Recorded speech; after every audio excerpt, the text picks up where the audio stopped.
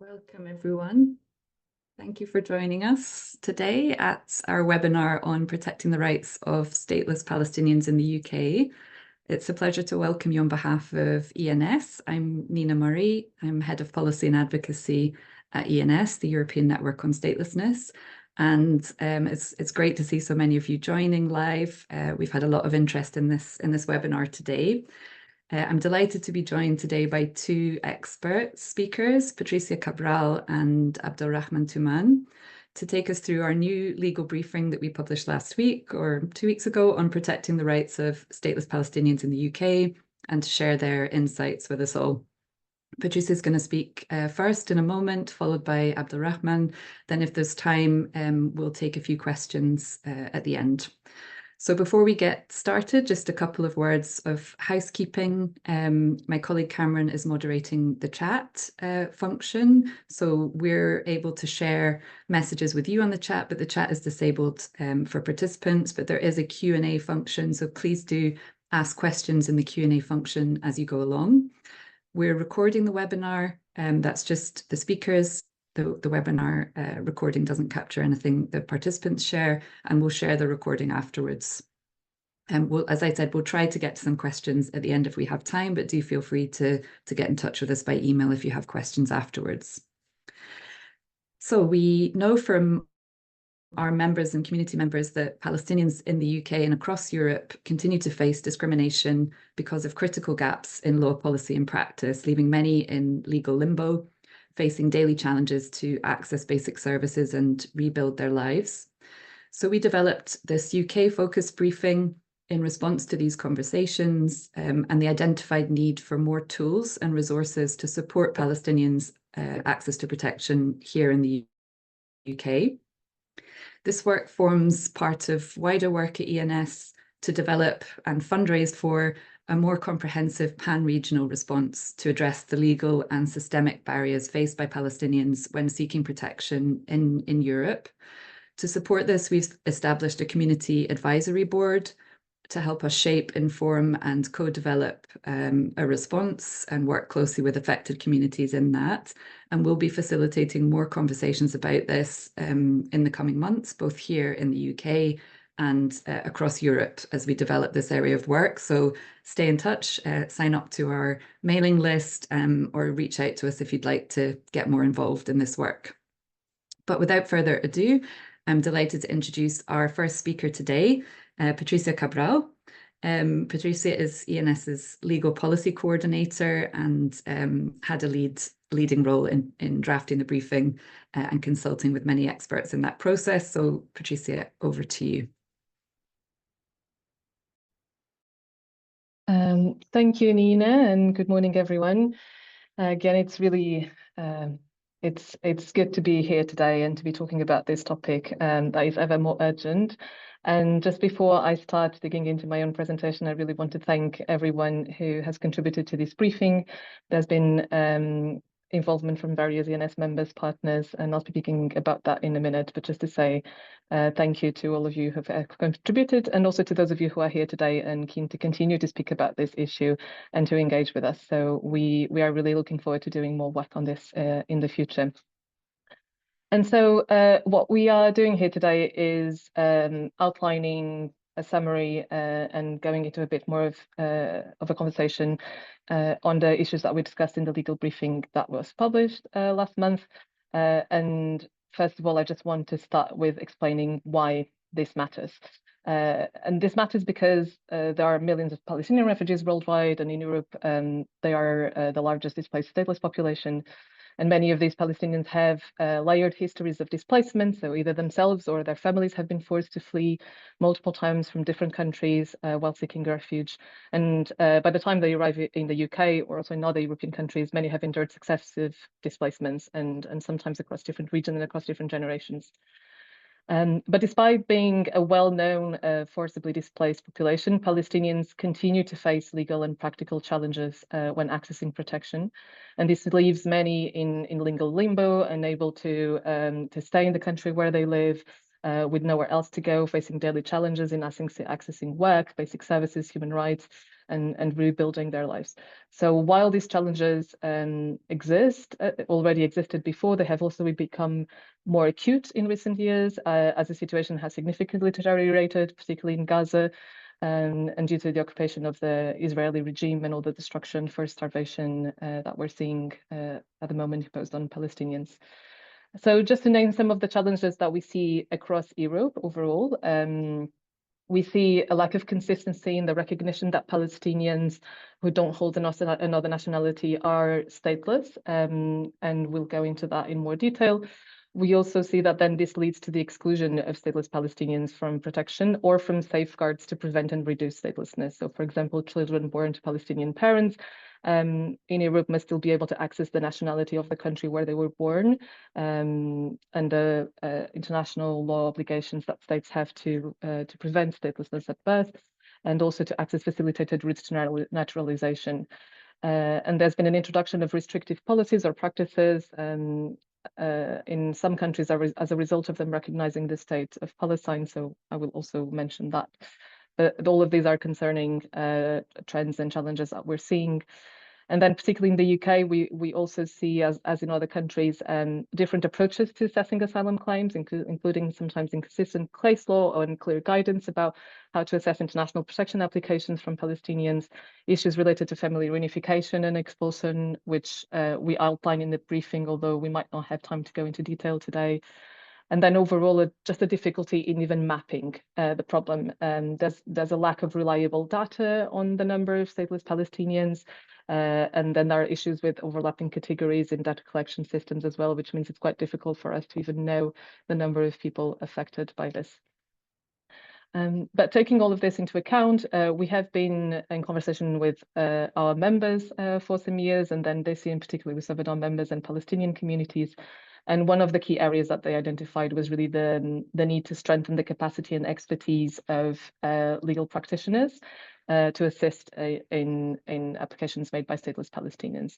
So we set about to fill this gap in the UK. So we published this briefing, and first of all, this briefing builds on a joint report that we have already published that was co-authored by ENS and Batil in 2022, called Palestinians in the Search for Protection as Refugees and Stateless Persons. And that briefing provides a lot more detail on the history of Palestine, an in-depth analysis of regional case law, which is still very much applicable, and also the challenges that Palestinians face in various UNRWA's areas of operation.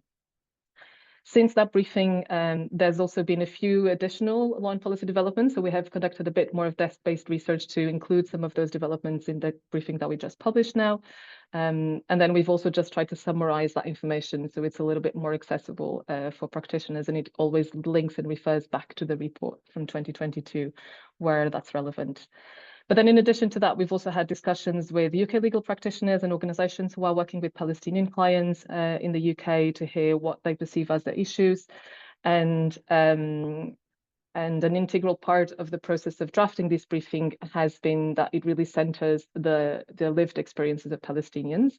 And we did this by gathering a community advisory board comprised of 4 Palestinian community members who were all involved in the various stages of the briefing, including we had a discussion on the issues that Palestinian communities face, but then also sought their input in the revision of the text itself, as well as input from other UK legal practitioners, international organizations, and other partners.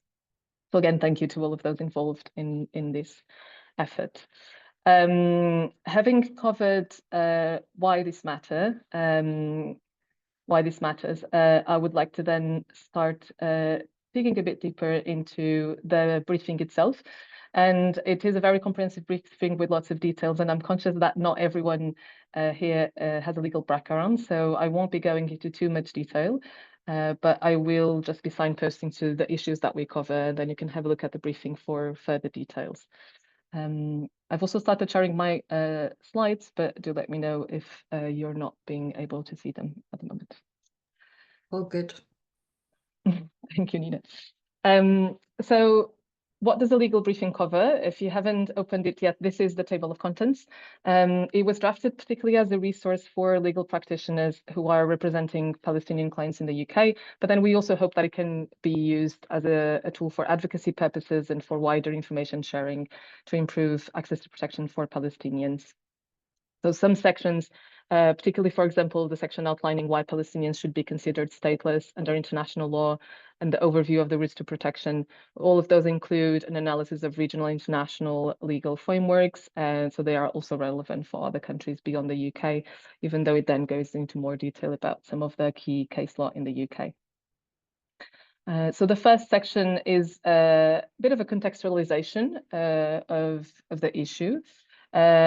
And an outline of the routes to protection in the UK and the considerations around statelessness and nationality. And then it has 3 different sections on how Palestinians are entitled to protection under the Refugee Convention and the 1954 Statelessness Convention, and then other considerations affecting Palestinians, which I won't be going into today. And then it has a final section with key takeaways. That is a short summarization of the issues that we cover throughout the whole briefing in case you need a quick reference guide to be able to find the information that you need. And at the end, it also has an annex with additional resources and COI on statelessness. So to start with, one of the first issues that we covered in the briefing is why Palestinians should be considered stateless unless they hold another nationality, and we always do this caveat. But before we do that, I want to make a note on terminology. And this is important because statelessness is not a label, and statelessness is also not an identity, or at least it's not an identity that it's up to us or international laws to define. It's only each person who can decide how they identify themselves. So we use the word statelessness in the legal sense. The truth is that many Palestinians do not necessarily consider themselves stateless. They prefer to identify themselves simply as Palestinians or nationals of Palestine due to a collective national consciousness, a shared cultural or political identity associated with Palestine. And so when we use the term stateless, we use it in the legal sense as defined by international law in the 1954 Statelessness Convention, and with the purpose of granting protection to people who would not otherwise be able to access that protection. So it ensures that Palestinians can live in dignity, and this use of the concept of stateless in this sense does not seek to undermine the national identity of Palestinians, their right to self-identify as Palestinians, and also their right to self-determination. But coming back to the issue, it is important to make an assessment on whether someone is stateless, because that will determine how they are routed through the system. So, for example, in asylum claims, identifying statelessness is essential to determine if a person's asylum claim, to determine a person's asylum claim, for example, because they may have faced a form of persecution which is related to their statelessness. And even if a Palestinian is unsuccessful in their asylum claim, they may be able to claim protection under leave to remain in the UK, for example, on another basis. So this is why we need to define statelessness and to make that assessment. So in the briefing, we outlined the definition of a stateless person according to Article 1 of the 1954 Convention relating to the status of stateless persons. And in summary, there are 2 main reasons why we consider that Palestinians should be considered stateless. It's due to the lack of a Palestinian nationality law, which is needed to be able to determine how a nationality is acquired, transmitted, or lost. But then also crucially, the lack of Palestinian sovereignty and independence. And this is mostly because Palestine does not currently have an independent sovereign ability to allow people to enter and reside in Palestine or to issue identity and travel documents, as that's controlled by Israel. And also it can't offer full diplomatic protection to Palestinians.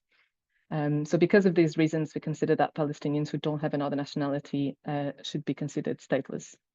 And in the briefing, we also highlight that the recognition of the state of Palestine by other countries does not change the legal status of Palestinians under international law.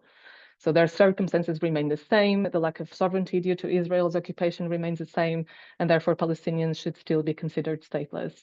And this means that, for example, even after the recent recognition of Palestine by the UK government, Palestinians should consider to be stateless for the purposes of accessing protection and routes to remain in the UK.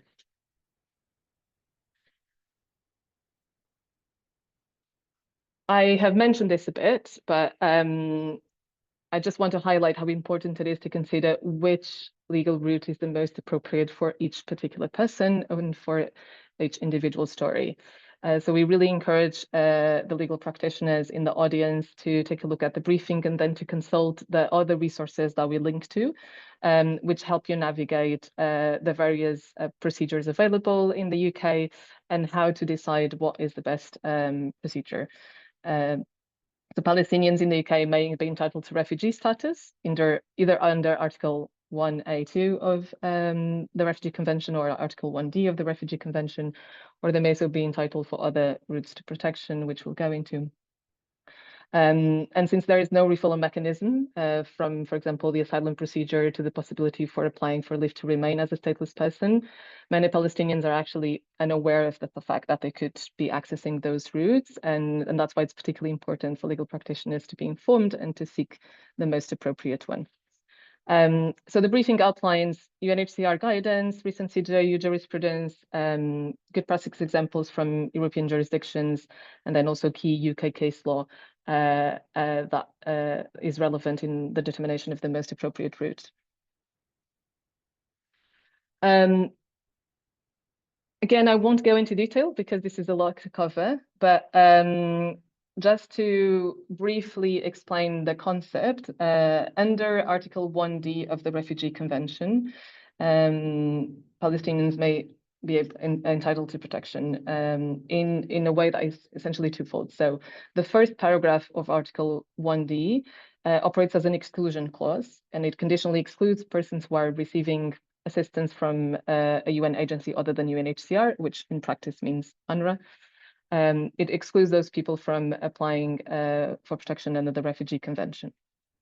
Unless it can be demonstrated that protection or assistance has ceased. So this is the second part of the article, which is an inclusion clause, and that essentially determines that if the UNRWA assistance or protection has ceased, then persons are automatically entitled to the benefits of the Refugee Convention without needing to prove individualized persecution. So once someone has been recognized as a refugee under Article 1D, if they can't access that assistance, then no additional assessment is needed under Article 1A, paragraph 2 of the Refugee Convention. In the briefing, we do provide guidance on the various situations in which this may arise, and also guidance to support arguments that, for example, someone does not need to have left the North area of operation voluntarily in order to access protection under Article 1D. And something that is important to note here is that this article was drafted with the intention of guaranteeing the continuation of protection of Palestinian refugees and not to exclude them from protection. So this intention of the convention is really an important consideration in all asylum claims. The briefing also summarizes key jurisprudence from the CJU and from other jurisdictions that confirm that, for example, the cessation of UNRWA's ability to provide assistance is also a key consideration. And we have seen rapidly developing case law on this concerning, for example, the threshold by which to determine UNRWA's inability to fulfill its mandate and to provide assistance, which means that if it can't provide that assistance, then many Palestinian refugees will automatically be able to access protection. Then just to move on to a different protection route for Palestinians in the UK, this would be under Article 1A of the Refugee Convention, which is the article that essentially allows people to apply for refugee protection if they have a well-founded fear of persecution, for example, on grounds of race, nationality, or membership of a particular social group. And so this includes, for example, situations where denial or withdrawal of nationality is linked to persecution because someone is Palestinian, or because they have been denied economic and social rights on that basis, and that's so severe that it's considered to amount to persecution.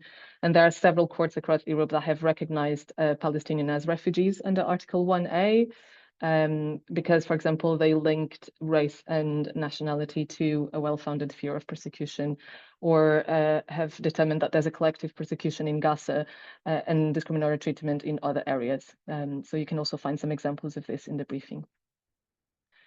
Identifying statelessness is also important when using Article 1A, because the fear of persecution will be determined in relation to the person's country of former habitual residence rather than their country of origin. And so it also has a procedural impact. And again, just to clarify that this article is only for people who do not fall within the scope of Article 1D. If they fall within the scope of Article 1D but are not receiving assistance, then they should be automatically granted protection without having to assess this additional fear of persecution. Then there are other human rights-based claims that may also be made, for example, under Articles 3, the prohibition of torture and inhumane and degrading treatment, and also Article 8 on the right to respect for private and family life from the ECHR.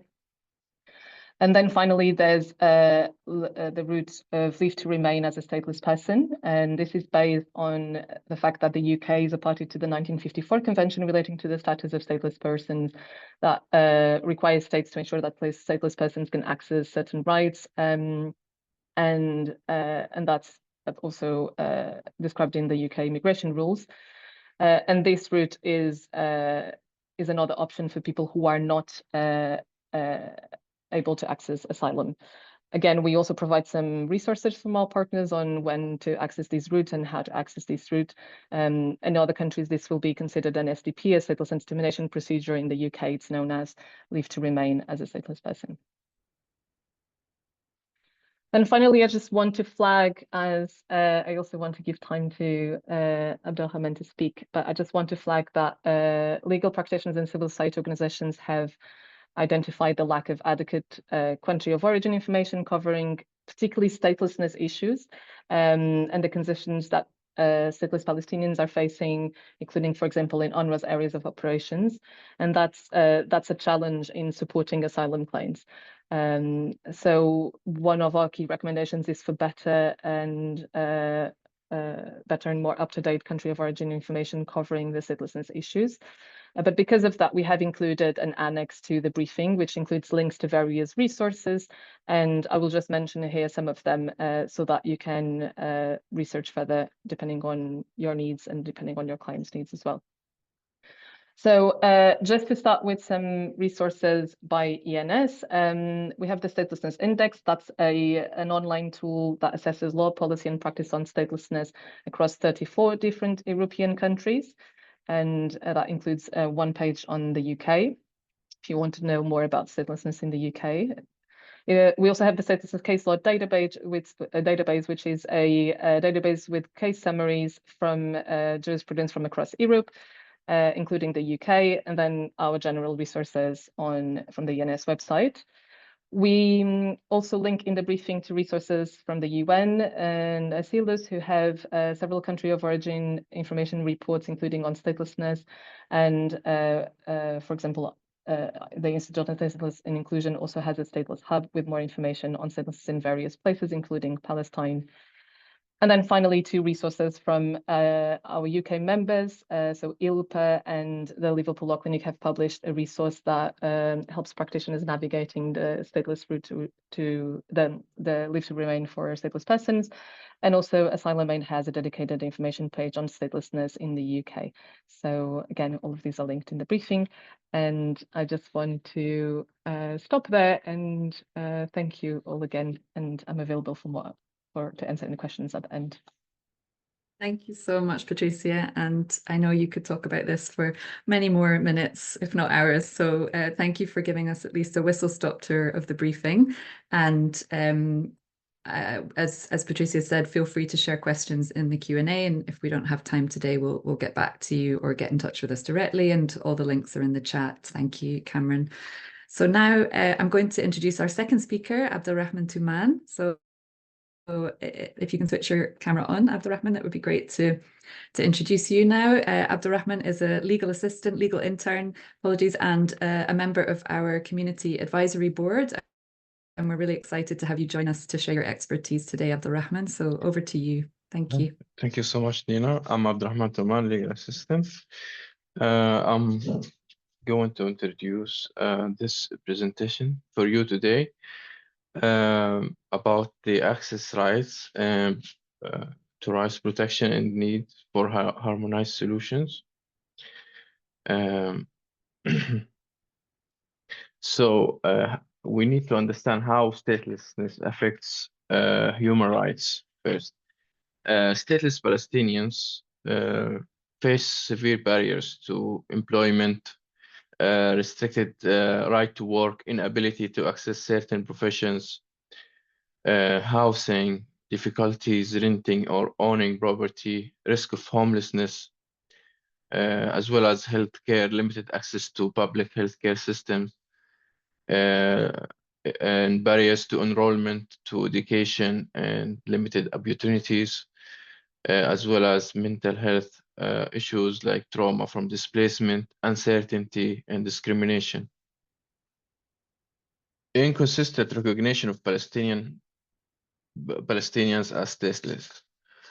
You know that some states base determination on recognition of state of Palestine. They say that we recognize Palestine as a state, and therefore Palestinians are nationals of the state of Palestine. So this is actually incompatible with international law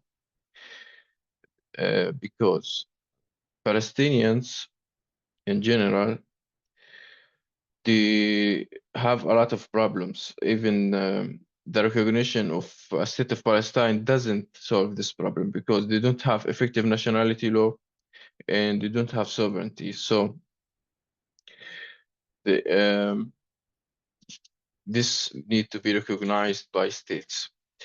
And another thing is about the barriers that they face to access rights and move between countries, which highlights the need for harmonized interpretation of 1954 Geneva Convention. And there are also a lot of challenges faced by the stateless Palestinians, like lack of birth certificates, passports, or official documents, as well as documents lost through displacement or confiscated. You know that displacement often leads to the loss or confiscation of documents through sometimes seizure, sometimes lost, for example, in bombardment, for example, lost in the house, or this great this causes a great problem for stateless Palestinians because they cannot prove that they are Palestinian. And the another important thing is that the Palestinian Authority documents do not confirm recognized nationality as case law states. It is recognized that Palestinian documents that do not confirm the nationality by a case law in 2012. So that's a good thing, but still some countries, they don't provide any statelessness determination procedure to Palestinians. And the reason is that they think that Palestine is a state and that it can provide protection, that UNRWA can provide protection, which is not true anymore because cessation of protection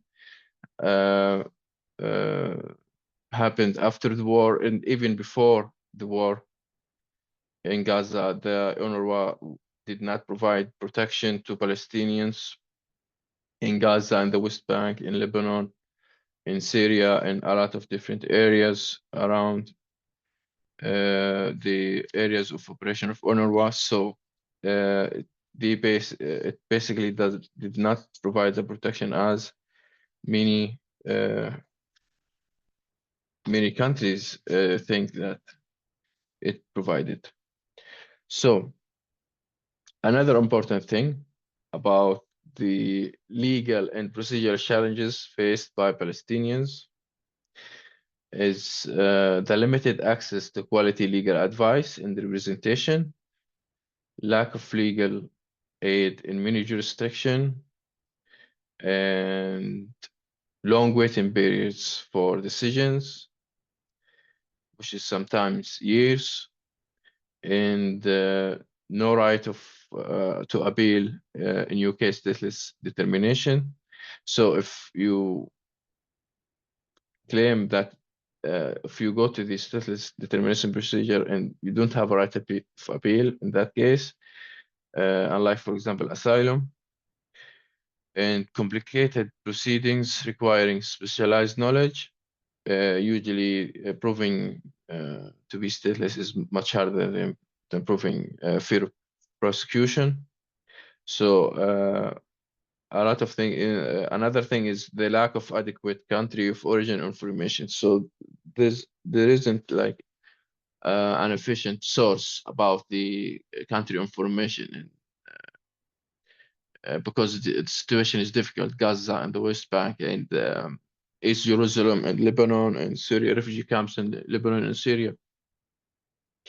It's a very complicated topic and very politically sensitive. So there is lack of adequate country of origin information in general, and decision makers often lack training on Palestinian statelessness, and that's add to the difficulty of determining Palestinian statelessness.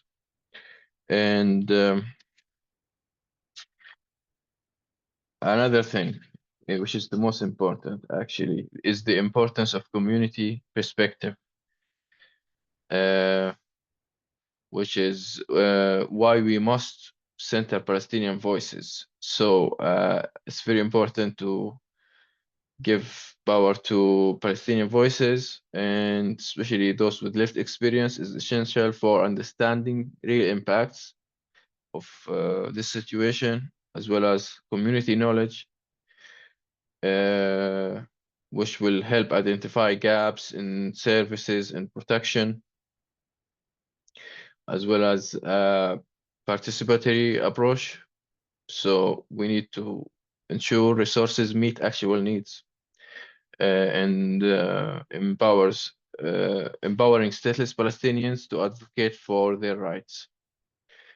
Another important thing is to build trust between communities and institutions. So that's a very important aspect. And another important aspect is nothing about us without us. So this slogan is taken from disability rights movements. Nothing about us without us. It also applies to stateless Palestinians, because nothing about us should be without us. And that principle applies here too, because Palestinians must be part of every conversation about their future. And this is not just ethical, it's effective. And inclusive policy making leads to better outcomes, stronger protections, and more resilient communities. So recommendations, let's go to recommendation slide, please.